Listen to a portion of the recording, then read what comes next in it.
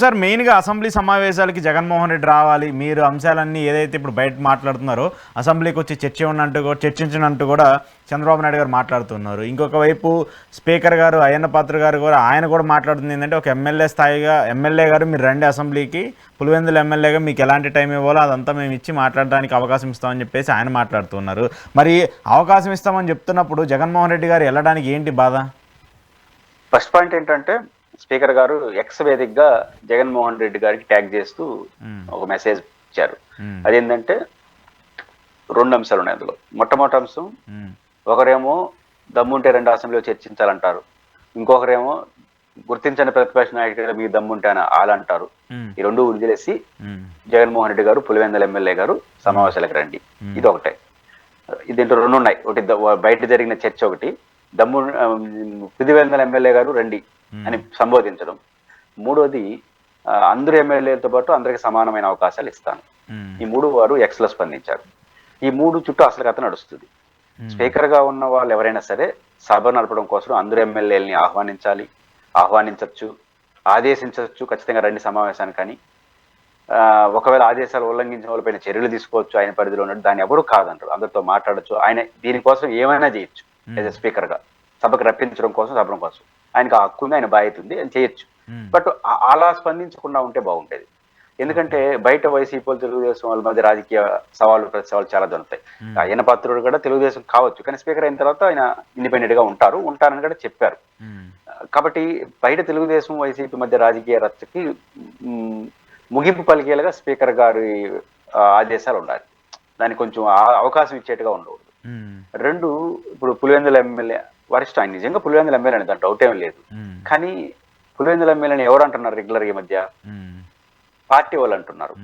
దాన్ని స్పీకర్ గారు అదే సంబోధన చేయడం అంత బాగున్నట్టు నాకు అనిపించలేదు. రెండు, స్పీకర్ గారు వాడు నాకు తెలిసి శాసనసభ పక్ష నేత, ఎమ్మెల్యే మాత్రమే కాదు, 11 మంది వైసీపీ గ్రూప్ ఆఫ్ లీడర్, ఇద్దరుంటాడు గ్రూప్ ఆఫ్ లీడర్ గుర్తిస్తాం. ప్రతిపక్ష నాయకుడిగా వేరు, గ్రూప్ లీడర్ గా వేరు. ఆయన గ్రూప్ లీడర్ గా, ఫ్లోర్ లీడర్ గా ఆయనకి రైట్ ఉంది, ఖచ్చితంగా ముందు బెంచ్ లో ఉంటాడు, ఎక్కడనేది వేరే సంగతి. కాబట్టి ఆ పేరుతో సంబోధించబడి రెండోది లెటర్ రాయొచ్చు కదా, పిల్లపచ్చు కదా. అట్లా ఉండాలి తప్ప ఇట్లాంటి చేయడానికి అవకాశం అంత మంచిది కాదు.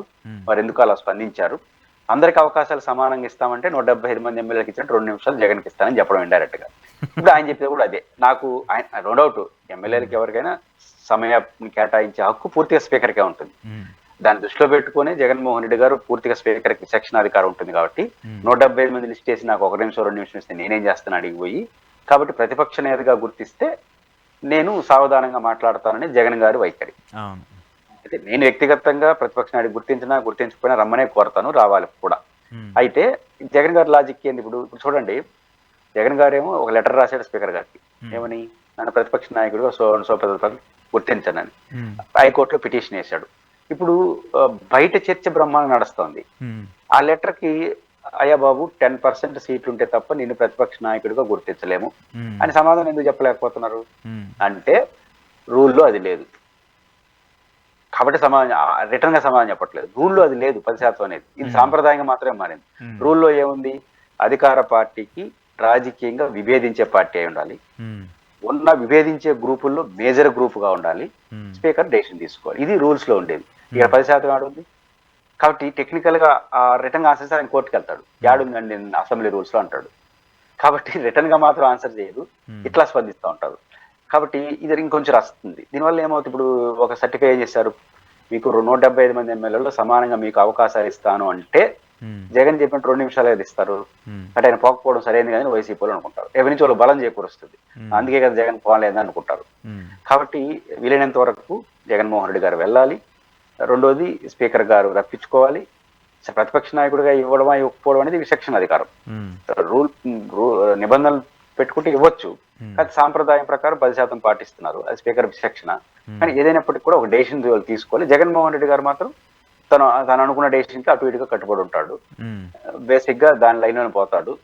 ఇట్లాంటి చర్చ ఎంత ఎక్కువ జరిగితే జగన్మోహన్ రెడ్డి గారు 10% ఉంటే తప్ప మీకు ఇలేమని అధికారికంగా చెప్పే పరిస్థితి రానంత కాలం జగన్మోహన్ రెడ్డి గారు ఆ కార్డును వాడుతూనే ఉంటాడు.